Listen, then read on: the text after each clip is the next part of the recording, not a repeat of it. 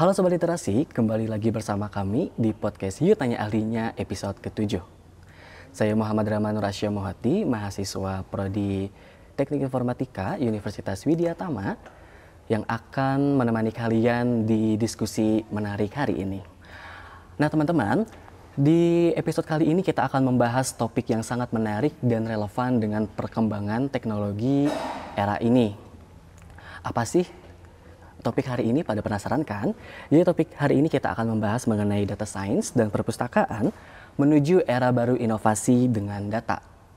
Bersama saya sudah hadir seorang narasumber yang hebat dan sudah ahli dalam bidang ini. Beliau merupakan seorang dosen aktif di program studi Teknik Informatika Fakultas Teknik. Penasaran kan? Yuk langsung aja kita panggilkan, langsung aja kita sambut kepada Bapak Eka Anggalaksana Eskom MCS. Halo Bapak, terima kasih telah menyempatkan hadir untuk berdiskusi gitu ya di podcast kali ini. Gimana nih kabarnya Pak? Alhamdulillah baik. Oke, alhamdulillah, semoga selalu diberikan kelancaran. Ya, baik, sebelum itu izinkan saya untuk membacakan CV dari narasumber kita terlebih dahulu. Baik, langsung saja. Nama lengkap beliau adalah Bapak Eka Anggalaksana, Eskom MCS. Beliau lahir di Banjarnegara pada tanggal 21 Agustus tahun 1988. Saat ini beliau menjabat sebagai asisten ahli. Beliau bekerja sebagai dosen tetap penuh di Prodi Teknik Informatika Fakultas Teknik. Beliau juga pernah bekerja sebagai staf ahli dan Kepala Subbagian Pengembangan Teknologi Pembelajaran atau e-learning Universitas Widya Tama pada tahun 2017 hingga tahun 2023. Beliau juga bekerja sebagai Pusat Perencanaan dan Pengembangan atau Renbang, Kepala Bagian Evaluasi Kebijakan dan Strategi pada tahun 2023 hingga sekarang. Nah, Pak Eka juga memiliki beberapa keahlian nih. Yang pertama itu data science dan machine learning. Beliau menggunakan Python programming language. Selanjutnya, Pak Eka juga ahli dalam bidang web apps development. Beliau menggunakan PHP, MySQL, dan Connector Framework. Beliau juga ahli dalam bidang Linux Server Administrator. Wah, luar biasa sekali ya narasumber kita hari ini, banyak banget pengalaman dan juga keahlian dalam bidang ini gitu. Oke Pak, sebelum kita masuk ke topik inti nih, saya pengen tahu, soalnya saya penasaran banget nih, kenapa sih Bapak bisa mengambil topik ini untuk didiskusikan pada podcast kali ini? Boleh mungkin di spill gitu? Ya. Pertama begini ya, untuk topik ini untuk data science ini, karena untuk era perkembangan sekarang ya, mungkin ini saat yang tepat gitu, karena sekarang kan marak perkembangan AI gitu kan, kita udah banyak misalnya menggunakan artificial intelligence, AI, dan juga big data gitu, era AI, big data, dan ini memicu kita untuk senantiasa bisa melakukan update ya, update informasi dan juga membagikan kira-kira hasil-hasil riset dan juga hasil-hasil dari pemikiran kita untuk nanti dibagikan ke masyarakat dan juga mahasiswa nih, supaya bisa ikut serta dalam perkembangan zaman ini. Jadi kita nggak cuma jadi penonton saja, tapi kita juga bisa ikut berkontribusi pengembangan dan pada akhirnya bermanfaat nih untuk kehidupan kita sehari-hari. Kurang lebih seperti itu. Oke, begitu ya teman-teman. Berarti Pak Eka ini sendiri biar kita sebagai mahasiswa juga ikut andil dan aktif dalam mengembangkan teknologi ini ya Pak. Iya, betul sekali. Oke, keren banget ya. Nah, oke deh, sekarang kita langsung aja masuk ke topik intinya yang kita tunggu-tunggu nih. Oke, boleh Pak, kita ke pertanyaan pertama. Jadi, apa sih yang dimaksud dengan data science itu? Ya, baik.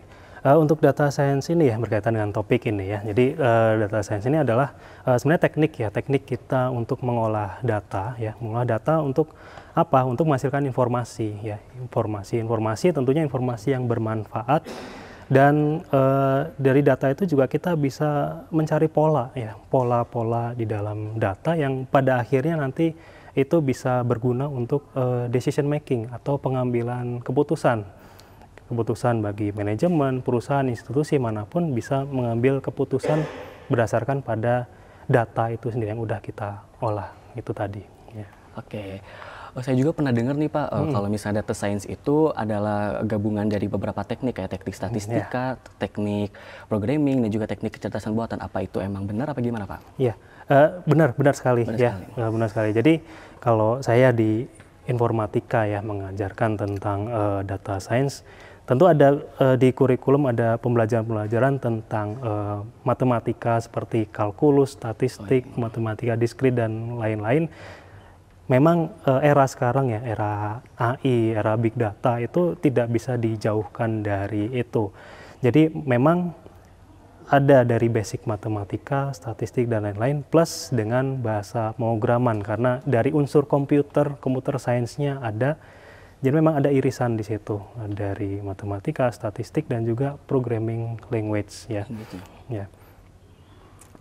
Oke, berarti memang ada gabungan gitu ya antara beberapa teknik gitu. Oke nih, selanjutnya nih Pak, apa saja data-data yang dapat diolah oleh teknik data service? Data-data yang diolah sebenarnya macam-macam ya. Kita data itu bentuknya bisa macam-macam. Dari yang paling simpel sekalipun seperti Excel ya, data Excel pun kita bisa olah gitu ya. Bahkan kita yang udah mahir data science itu biasanya ketika kita menggunakan Excel itu juga udah jago biasanya. Excel itu udah jago duluan, gitu. udah mahir sehingga kita bisa tahap yang lebih tinggi lagi. Misalkan data-data yang tersimpan di database, ya basis data ya. Misalkan ada pengembangan aplikasi web itu kan kita menggunakan database biasanya kan. Ada database MySQL, Oracle SQL Server, itu data-data tersimpan di dalamnya. Nah, itu pun kita bisa olah gitu, kita bisa manfaatkan ya. Kita bisa manfaatkan untuk tadi teknik-teknik data science ini. Jadi kalau sampai data-data yang lebih besar lagi, large data, big data ya. Tentu tekniknya lebih tinggi lagi, lebih khusus lagi, tapi bukan tidak mungkin ya. Itu kita bisa olah ya. Artinya data apapun, terutama data-data digital ya. Data-data digital itu kita bisa manfaatkan daripada cuma tersimpan gitu aja nggak dipakai tapi selalu ada meaning atau arti dari data itu pasti akan memberikan manfaat gitu. Berarti bisa mencakup banyak data gitu yang menarik banget nih teman-teman. Oke nih Pak, kalau berbicara soal pengolahan data nih Pak, biasanya bahasa pemrograman apa aja sih yang digunakan dalam data science, atau mungkin pengalaman Bapak itu sendiri apa aja sih yang biasanya digunakan? Ya, pengolahan untuk data seperti yang udah dibilang tadi, yang paling basic, yang paling simple adalah Excel ya. Excel itu kita bisa olah karena kita bisa masukkan formula, kita bisa melakukan grouping, agregat dan lain-lain ya. Kemudian kita bisa menggunakan bahasa SQL. SQL itu juga penting ya untuk karena beberapa basis data yang menggunakan SQL seperti MySQL, Oracle, Postgre dan lain-lain itu narik data, kita melakukan grouping statistik seperti mean, median, average ya, rata-rata dan sum, summarize itu juga kita bisa lakukan dengan SQL ya. Hingga tahapan yang lebih tinggi lagi, misalkan kita gunakan bahasa pemrograman seperti Python. Kalau riset dan juga lebih khusus lagi itu ada dua yang unggul utama, yaitu Python dan R, bahasa pemrograman R. Tapi saya lebih sering menggunakan Python sih gitu, lebih menggunakan Python. Jadi kalau kita belajar bahasa pemrograman Python, ada beberapa library yang digunakan untuk mengolah data itu sendiri, itu lebih komplit, saya rasa lebih komplit dan familiar. Kalau misalnya kita udah biasa coding itu bahasanya nggak terlalu menyulitkan lah gitu. Jadi bisa dipelajari oleh semua orang gitu. Oh, berarti kalau misalnya untuk kayak pemula gitu berarti awali dengan Excel dulu gitu karena lebih mudah. Oke, berarti kalau misalnya kita mau belajar lebih tingkat tinggi ke Python nih gitu. Oke. Berarti Bapak biasanya menggunakan Python. Betul. Oke Pak, kalau misalnya dari segi teknologi nih Pak, apakah ada perangkat khusus yang digunakan dalam teknik pengolahan data science? Ya, untuk segi perangkat ya, mungkin untuk teman-teman yang masih pemula gitu ya, belajar saya rasa standar aja, karena tadi kan requirement yang paling simpel adalah kadang Excel pun bisa, maka yang spek yang biasa laptop sehari-hari, PC itu juga bisa lah dipakai gitu, nggak ada masalah. Dan itu belajar cara masukkan formula seperti apa, melakukan agregat seperti summarize, mencari medium rata-rata, sampai visualisasi data di Excel itu masih memungkinkan gitu, perangkatnya nggak terlalu ini. Kemudian untuk perangkat yang lebih khusus lagi, misalkan datanya kebetulan tersimpan di database, ya itu kan berarti perlu akses ya, remote, akses untuk menggunakan SQL. Nah biasanya udah ada server gitu kan, server kita cukup tarik dari klien, kemudian kita olah datanya ya, atau lebih tinggi lagi misalkan perangkat khusus, kalau misalkan saya pernah data-data yang bergiga-giga, misalkan sampai 40 giga, 100 giga. Mungkin orang bilang itu big data ya, tapi saya lebih suka menyebutnya large ya, large data. Cuma biar lebih keren ya, big data lah gitu, datanya besar itu. Udah nggak mungkin kebuka lagi pakai Excel. Aplikasi pun kadang susah, SQL pun kadang susah. Itu gunakan bahasa pemrograman Python, dan juga kita gabungkan dengan grafis, yaitu GPU ya.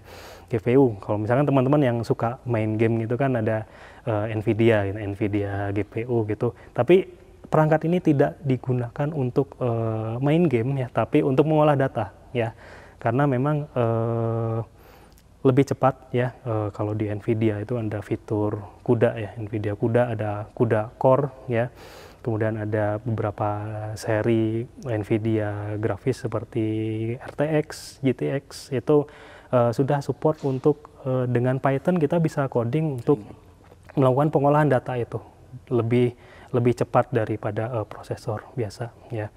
Jadi memang ada teknik khusus, tapi saya kira nggak terlalu inilah apa, perangkat sudah ada, dan dari segi bahasa pemrograman sudah disediakan, tergantung kita nanti maunya kemana nih untuk data ini ya, informasi apa yang akan kita munculkan. Yang gitu. Oke, berarti untuk bagian perangkat-perangkat ini tuh kita menyesuaikan aja paling ya, Pak, betul. gitu. Oke. Nah, kalau misal kita bicara tentang era baru inovasi dengan data itu maksudnya gimana ya, Pak? Ya, era baru inovasi dengan data ya. Jadi kita masuki zaman ya, sekarang kan lagi rame AI gitu kan, AI, kita ada ChatGPT, ada sekarang yang baru itu DeepSeek gitu misalkan ya. Jadi memang kebutuhan tentang data itu sekarang menjadi satu ya udah masuk ke kehidupan kita sehari-hari gitu ya. Jadi kita bisa melihat bahwa itu sudah masuk ya, tapi kalau saya lihat mungkin belum bisa dimaksimalkan ya, tapi itu sudah ada gitu. Kita lihat di sekitaran kita ya, kalau misalkan aplikasi sudah ada gitu, kita mungkin sudah menggunakan aplikasi, misalnya di perpustakaan ada aplikasi perpustakaan, di aplikasi di pemerintahan ada aplikasi pemerintahan gitu. Tapi sampai ke ranah data science itu mungkin belum banyak dipakai ya. Mungkin ada yang sudah, tapi ada yang belum gitu. Jadi kita membangun satu keputusan, kita membangun satu kebijakan itu berdasarkan pada data ya. Data-data yang disajikan ya. Data apa? Ya keseharian kita, data yang ditangkap oleh aplikasi itu kita bisa manfaatkan, oh polanya seperti ini. Informasinya seperti ini. Oh kedepannya harus bagaimana sih, kayak gitu. Kedepannya harus bagaimana. Jadi, nah itu tadi, kedepannya harus bagaimana, itu harus didukung dengan informasi dan juga data yang sesuai ya. Tentunya itu juga perlu teknik pengolahan data supaya bisa representatif ya, dalam artian mudah dipahami. Jadi tugas kita data scientist juga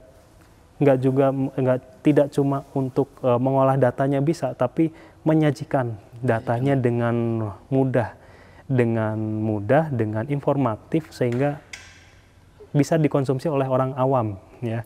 Orang awam pun bisa paham, oh datanya kayak gini. Dia bisa mengambil keputusan ke depannya harus seperti apa.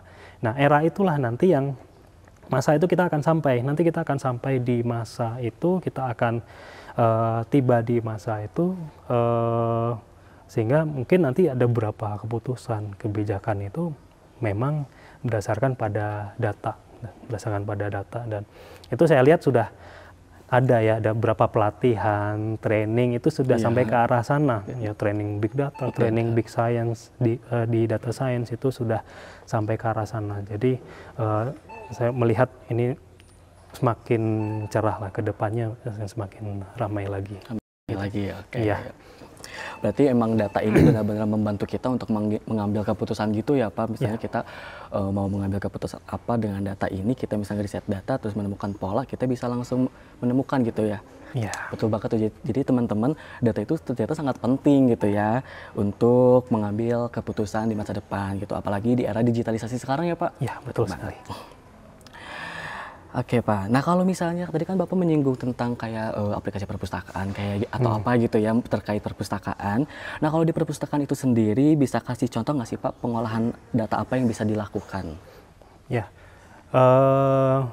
untuk implementasi data science ya terutama di perpustakaan ya, tentunya kita harus tahu dulu kondisi existing ya, existing seperti apa. Tapi saya bicara kondisi idealnya seperti apa ya. Misalkan di perpustakaan misalkan udah ada aplikasi ya, aplikasi perpustakaan gitu kan, untuk menyimpan data mahasiswa, untuk menyimpan data peminjaman, untuk menyimpan data buku gitu ya. Nah dari situ kan sudah kelihatan ya, kita bisa manfaatkan record itu kira-kira untuk apa ke depannya. Cara yang terpikirkan adalah misalkan untuk pola. Tadi pelajari pola peminjaman, misalnya pola peminjaman buku gitu ya. Walaupun sebenarnya kita gunakan teknik statistik sederhana sebenarnya bisa ketemu, misalkan buku yang paling banyak dipinjam apa gitu. Nah bukunya apa, kemudian kita bisa memberikan rekomendasi. Nah contohnya kayak gitu kan, rekomendasi buku yang mungkin cocok untuk pengunjung perpustakaan. Oh buku ini nih populer. Tapi kita nggak bisa mengeneralisir karena buku ini paling banyak dipinjam, tapi mungkin untuk satu orang cocok, orang yang lain nggak cocok. Jadi beda-beda, tergantung jurusannya. Mungkin buku tentang manajemen gitu ya cocoknya untuk kuliah jurusan manajemen kayak gitu. Kita nggak bisa ngasih rekomendasi ke jurusan yang lain, beda. Nah dengan teknik ini ya dengan teknik data science ini kita bisa gunakan machine learning, kita bisa kembangkan AI untuk supaya lebih personalize, lebih personal. Misalkan mahasiswa tingkat 1 semester 1 dengan mata kuliah ini, cocoknya buku ini, itu misalkan. Ada rekomendasi, ada buku-buku yang available tuh apa? Oh ini udah terpinjam sekian gitu. Jadi lebih informatif, lebih ya mungkin dari situ juga. Ini bentuk inovasi juga ya, sehingga nanti pengunjung perpustakaan akan meningkat, akan lebih ramai lagi nih. Orang kan jadi tahu, oh ada ya buku ini, saya pengen pinjam gitu, mahasiswa misalkan kayak gitu. Lebih tertarik untuk datang, pinjam, membaca gitu, karena kita ada rekomendasi untuk mereka. Itu satu contoh aja, ya. Tapi yang lain saya kira lebih banyak untuk inilah. Gitu. Satu contoh aja itu udah banyak banget ya Pak ternyata. Apalagi misalnya kalau kita menjabarkan contoh-contoh lainnya. Ternyata masih banyak juga teman-teman contoh kita kalau misalnya mau membuat inovasi untuk pengolahan data di perpustakaan. Tadi kata Pak Eka sebutkan kita bisa kayak merekomendasikan buku kepada para pengunjung. Tetapi ya itu kita bisa menyesuaikan juga ya Pak, misalnya untuk jurusan ini apa, rekomendasi untuk jurusan ini apa gitu. Jadi nggak bisa disamakan gitu ya Pak. Selain itu juga kita bisa misalnya yang buku yang tersedia itu ada berapa, yang terpinjam ada berapa gitu. Ternyata pengolahan data perpustakaan juga bisa menggunakan data science ini untuk bisa lebih inovatif ke depannya gitu ya Pak. Iya, betul sekali. Oke, kita lanjut nih Pak ke pertanyaan ini karena sangat menarik nih teman-teman. Karena kebetulan saya juga kan anak IF juga ya informatika, Ya. jadi biar bisa belajar lebih banyak juga nih dari Pak Eka. Oke. Nah, kalau begitu Pak, apakah dengan data science kita juga bisa membantu dalam pengambilan keputusan di perpustakaan? Ya, tentunya bisa ya. Artinya dengan informasi-informasi yang disajikan itu tadi ya, misalkan pengambilan keputusan apa kebijakan di perpustakaan ya. Contohnya satu, misalkan untuk tren, kita bisa mempelajari tren nih, tren-tren peminjaman buku seperti apa, sehingga kita bisa lebih memperluas lagi ketersediaan buku-buku yang ada di sana di pasaran ya. Oh ternyata ada nih buku baru yang rilis. Oh ternyata cocok di sini. Ya mungkin keputusannya tentang pembelian gitu. Kita bisa merekomendasikan. Oh nanti kira-kira buku-buku apa nih yang bisa dibeli gitu. Misalkan untuk mendukung pembelajaran, mendukung perkuliahan, untuk mendukung meningkatnya pengetahuan dari mahasiswa itu.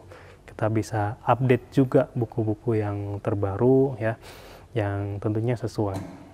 Kemudian itu tadi planning ke depan, intinya pengambilan keputusan selalu tentang planning ya, planning ke depannya untuk mungkin menambah fasilitas, untuk menambah pengunjung dan lain-lain. Itu strategi apa yang bisa dilakukan berdasarkan kondisi sekarang existing ya. Itu contohnya yang terpikirkan. Oke, berarti masih ada banyak contoh-contoh lainnya juga ya Pak kalau misalnya untuk masalah itu. Nah kalau misalnya ini kan Bapak berpengalaman banget di bidang ini gitu. Boleh nggak sih spill gitu ke saya dan ke teman-teman semua perjalanan Bapak di bidang itu kayak gimana sih, pengalaman Bapak sebelumnya gitu. Mungkin biar menjadi motivasi juga buat saya atau buat teman-teman yang menonton gitu. Boleh Pak di spill nih. Oke, pengalaman data science ya. Tentunya itu sangat membantu di bidang pekerjaan ya. Pekerjaan saya baik di lingkungan akademis sebagai akademisi maupun di profesional gitu ya. Jadi di lingkungan akademisi misalkan untuk riset seperti itu, paper, jurnal ya, penelitian, ya tentu eksperimen di dalamnya adalah murni data science, pure data science. Kita mengolah data, kemudian kita menggunakan satu metode untuk prediksi dan lain-lain ya, menggunakan machine learning ya. Jadi menggunakan perangkat-perangkat seperti GPU, NVIDIA itu udah terbiasa. Riset-riset, implementasi algoritma gitu ya untuk mencari kebaruan satu metode dan lain-lain untuk publikasi ya, tentu eksperimen itu tetap sampai sekarang masih ada. Kemudian dan ternyata ada juga diimplementasi di pekerjaan, misalkan tadi di CV saya sebutkan ada di e-learning gitu misalkan. Dan contoh yang udah pernah saya terapkan adalah untuk kita ada di teknik data science itu adalah ada istilahnya crawling atau scraping ya. Web crawling itu kita gunakan di kuliah online ya, kuliah online ya. Jadi untuk teknik untuk mengetahui misalkan siapa nih dosen yang sudah input modul, forum, kuis gitu, kita udah otomatis ada ribuan perkuliahan itu kita bisa otomatis. Jadi manfaatnya gitu, data science kita yang tadinya manual, udah kita bikin AI yang nanti dia bisa merekap secara otomatis. Jadi tinggal programnya aja jalan kayak gitu. Selain itu mengolah data mahasiswa gitu ya. Data mahasiswa, big data, karena kita ada log mahasiswa di kuliah online itu kita simpan di server dan itu diolah ya. Kurang lebih ada 40 sampai ratusan giga kita gunakan GPU untuk mengolah sehingga kita tahu nih aktivitasnya dia di dalam kuliah online itu ngapain aja sih. Nah, gitu kita bisa tahu, kita ada catatannya dan report kita bisa berikan per mahasiswa itu ngapain aja gitu, hadir atau tidak hadirnya gitu ada. Ya. Terus setelah itu beberapa misalkan di Renbang ya, di pengembangan itu contohnya kita dengan teknik scrolling ya, misalkan kita bisa tahu tren pekerjaan, tren pekerjaan. Misalkan lowongan pekerjaan, misalnya ada di website gitu kan, kita klik satu website, nanti ada dibutuhkan apa gitu. Keywordnya misalkan teknik atau manajemen gitu, misalkan nanti muncul pekerjaan-pekerjaan yang di web situs penyedia lowongan itu kan apa aja gitu. Itu bisa sampai ratusan, bisa sampai ribuan gitu ya. Jadi ketika kita ingin tahu tren pekerjaan sekarang kan kita harus tangkap semua data itu. Iya. Nah, dengan teknik data science itu ada untuk menangkap semua tren pekerjaan di prodi apapun, di jurusan apapun, mau ratusan, data ribuan, kita bisa ambil, konversi ke Excel, kemudian kita olah. Ya. Jadi kita olah, misalkan yang paling simpel adalah statistik. Misalkan di informatika nih, saya pernah melakukan riset di informatika, kira-kira apa nih yang dibutuhkan nih di lowongan pekerjaan dengan keyword yang muncul ya. Tahun kemarin saya lakukan itu, ternyata keyword yang muncul adalah SQL. SQL itu banyak sekali muncul di lowongan pekerjaan gitu ya. Berarti kita bisa decision making nih, mengambil keputusan bahwa berarti pengetahuan tentang SQL itu adalah penting nih kita berikan ke mahasiswa di kurikulum, di mata kuliah. SQL-nya ini bisa. Jadi nanti setelah mahasiswa lulus, dia sudah mahir gitu. Ketika ditanya wawancara dan lain-lain, udah mahir, udah belajar dan SQL dan lain-lain ya. Selain itu masih banyak lagi ya, itu baru lowongan seperti citasi ya, Google Scholar, itu kita bisa tahu. Kalau misalnya kita peneliti kan ada yang mencitasi penelitian kita, itu di Google Scholar itu kita bisa tahu per tahun ada berapa citasi untuk siapa dosennya, ya penelitiannya apa, kita bisa ambil dengan teknik data science, kemudian kita bisa tahu per jurnal, per paper ada berapa citasi, tahun berapa dan lain-lain. Itu sangat berguna untuk akreditasi gitu. Ya jadi nggak manual lagi, kita udah menghilangkan proses-proses yang biasanya manual. Itu cepat kita bisa langsung sajikan informasinya gitu ya, kita bisa sajikan informasinya ya, kurang lebih seperti itu. Masih banyak sih sebenarnya. Kalau dijabarkan mungkin bisa beberapa jam kali ya. berarti tadi data science itu bermanfaat di pekerjaan Bapak dalam bidang akademis ataupun profesional gitu ya, Pak. Kayak dari e-learning sama yang dari Renbank gitu ya, Pak. Oke, mungkin karena Bapak ini udah pengalaman, berarti Bapak mungkin bisa nih kasih spill apa gitu, kayak buku atau apa gitu, source yang membahas mengenai data science. Mungkin saya bisa belajar juga. Buku ya, untuk buku itu ada ya free, ada namanya data science. Itu sebenarnya lebih ke e-book ya, lebih ke e-book. Ada buku yang selalu saya rekomendasikan ke teman-teman mahasiswa dan juga saya jadikan referensi. Di kuliah ya. Itu ada data science with Python kalau nggak salah. Googling aja data science Python e-book itu kebetulan itu juga free gitu. Bukunya juga free, pernah saya share juga gitu ya. Saya agak lupa namanya, linknya ada, nanti bisa dikasih lah yang nanti bisa di ini. Jadi membahas tentang Python data science itu fokus di 2 library ya, seperti Pandas ya, Pandas library-nya Python, dan juga NumPy ya, Pandas NumPy basic ya di situ untuk mengolah data di situ. Dan selebihnya belajar dari e-book lain juga ada ya. Seperti machine learning, yang khusus di machine learning. Kemudian belajar dari tutorial juga itu penting. Banyak kok di blog-blog. Tentunya web luar ya, web luar negeri itu lebih komplit ya untuk belajar machine learning gitu ya, untuk ini. Jadi biasanya teman-teman mahasiswa yang lagi TA, skripsi gitu, coba baca buku ini atau ada referensi dari website luar, blog, tutorial, nggak masalah. Belajar tutorial itu free, gratis, kita bisa implementasikan dan ya menjadi inspirasi bagi karya-karya kita. Jadi nggak usah takut ya untuk sekarang belajar mulai dari mana gitu ya. Dan terbimbing ya, biasanya harus terbimbing gitu. Kadang kalau belajar sendiri ya, kalau bisa yang terbiasa belajar sendiri pasti ini, tapi kebanyakan terbimbing, harus ada ya rajin-rajin tanya-tanya ke dosen, tanya ke saya atau dosen lain yang di bidang yang sama, itu pasti nanti akan ini, oh belajarnya sini dulu gitu, lebih terstruktur dan nanti jelas tujuannya mau kemana gitu ya. Jadi ada guru kita, dosen senantiasa pasti akan membantu gitu ya, Pak. Ya.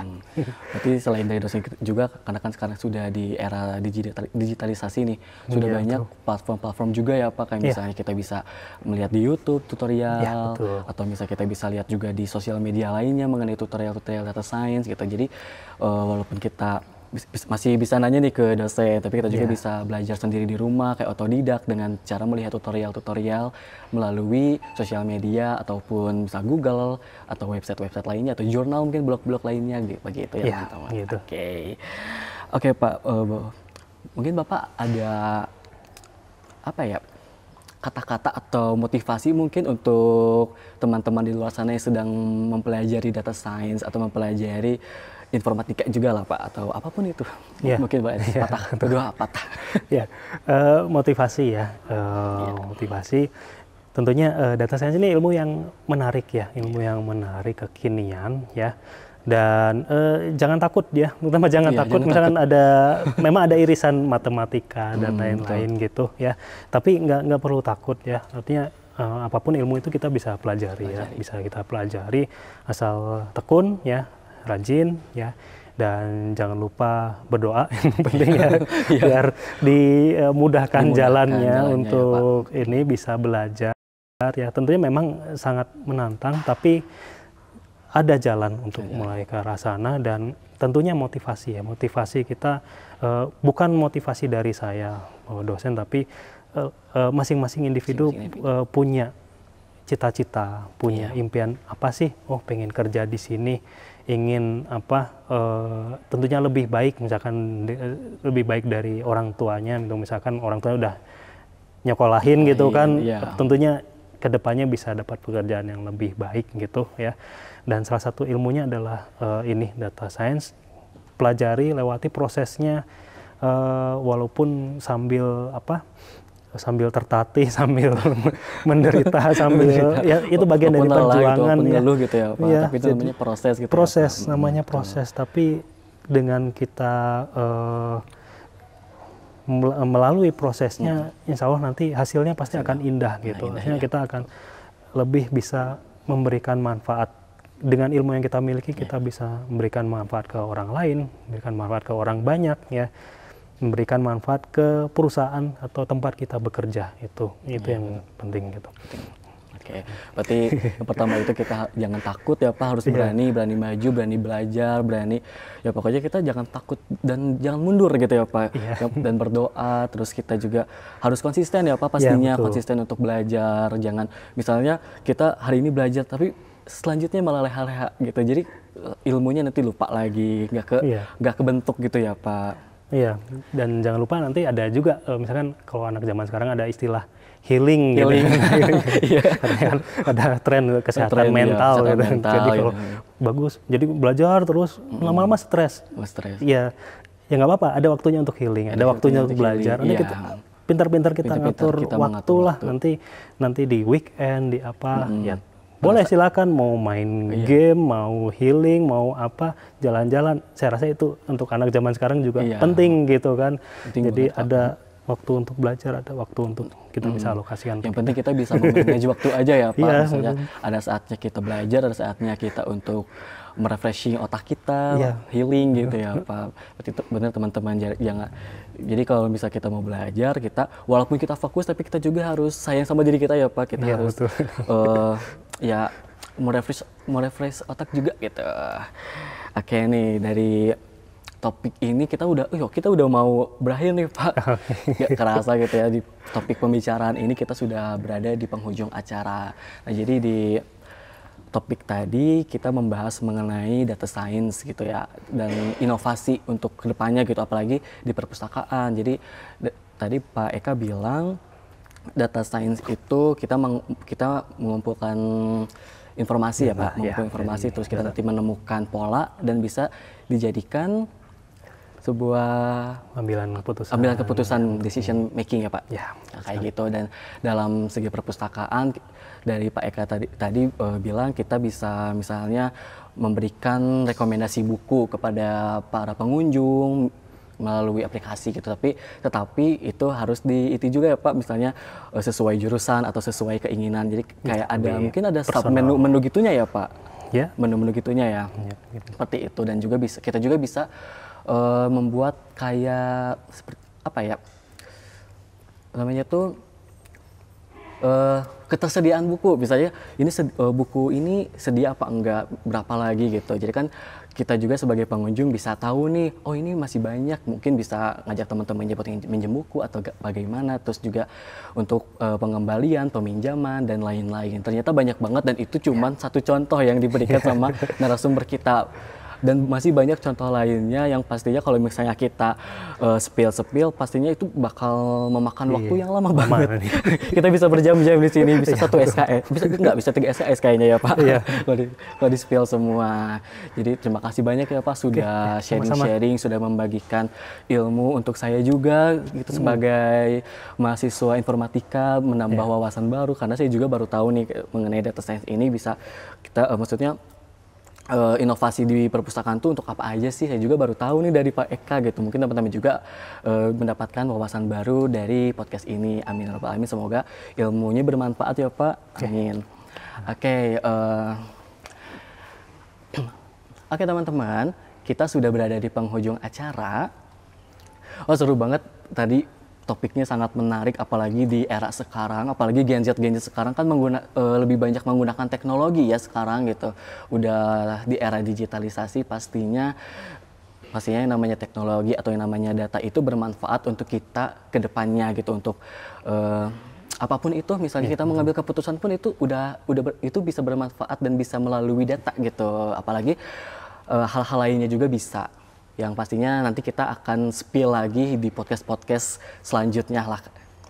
Oke, mungkin segitu aja teman-teman untuk podcast Yuk Tanya Ahlinya di episode ke-7 ini. Saya Muhammad Rahman Rasya Muhati sebagai moderator, pamit undur diri.